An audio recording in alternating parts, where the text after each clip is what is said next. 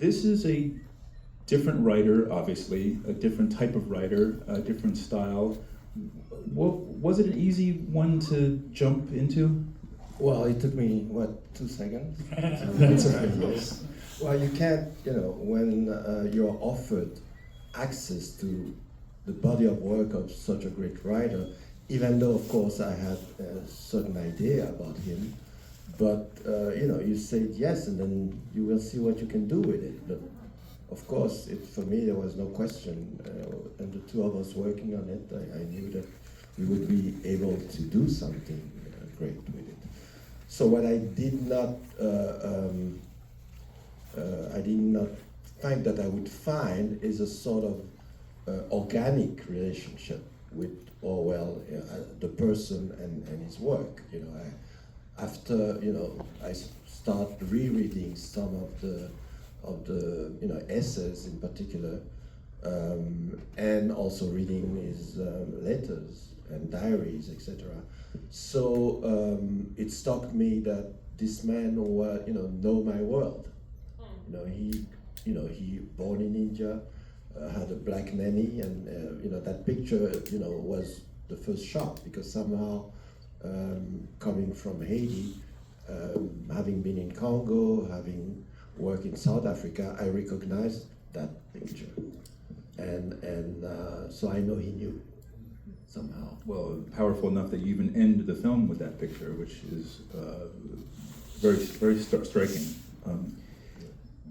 So 6 novels, 3 other nonfiction books, like 500 or 600 different essays and letters.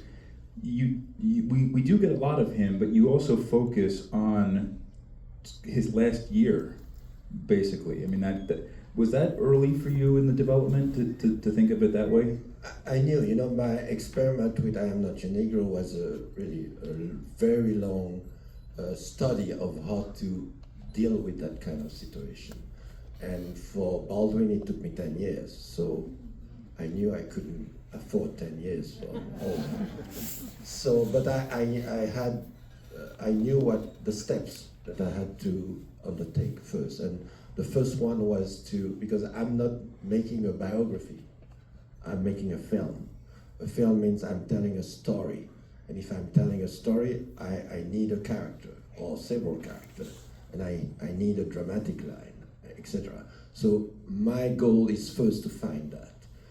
And I had a few ideas. I knew that Burma had to be in the film, Myanmar today.